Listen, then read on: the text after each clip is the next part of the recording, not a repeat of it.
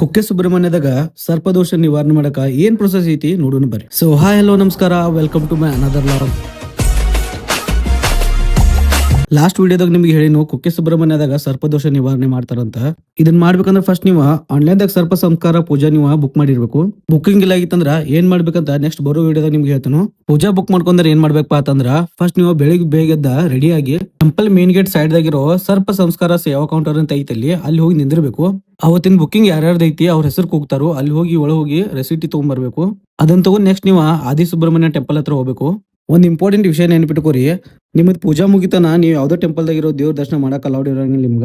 ಮತ್ತ ಅಷ್ಟ ಅಲ್ದ 2 days ನೀವೇನು ಹೊರಗಿನ ಫುಡ್ ತಿನ್ನೋಂಗಿಲ್ಲ.